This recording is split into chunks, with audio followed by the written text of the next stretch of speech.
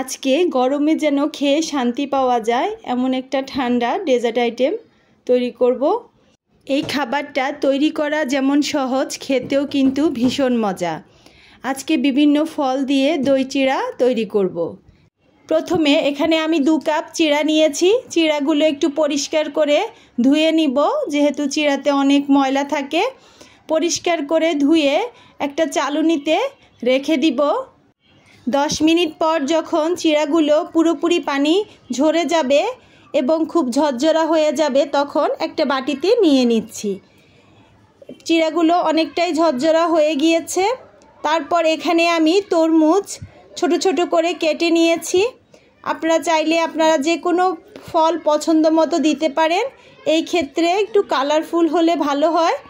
আমি এখানে আপেলও ছোট ছোট করে কেটে নিয়েছি, তরমুজের মতো করেই ছোট ছোট করে কেটে নিয়েছি।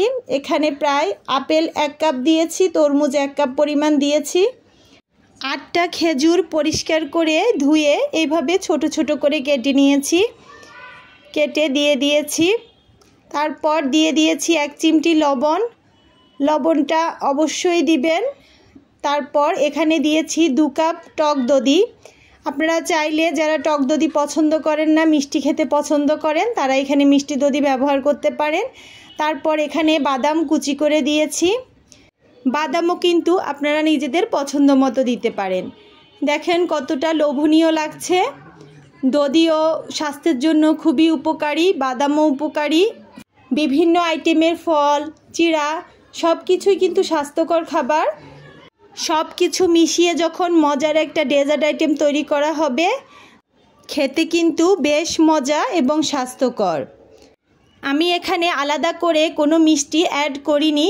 আপনারা যদি মিষ্টি ব্যবহার করতে চান তাহলে এখানে মধু ব্যবহার করবেন। 2 চামচ মধু দিলেই হয়ে যাবে। যেহেতু খেজুরে মিষ্টি রয়েছে বা ফলে মিষ্টি রয়েছে, এজন্য আলাদা করে আমি কোনো মিষ্টি ব্যবহার করিনি। উপর দিয়ে একটু দধি দিয়ে দিয়েছি, খেতে কিন্তু বেশ ভালো লাগে। এইভাবে বাটিতে তৈরি করে ফ্রিজে 2 ঘন্টার জন্য রেখে দিবেন।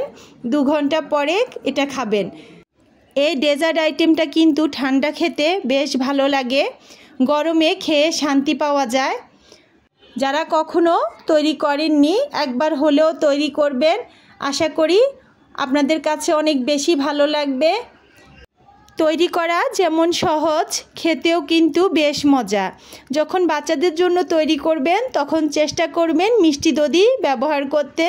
আর যদি টক দধি ব্যবহার করে থাকেন তাহলে অবশ্যই সাথে মধু মিশিয়ে দিবেন, না হয় বাচ্চারা খেয়ে মজা পাবে না।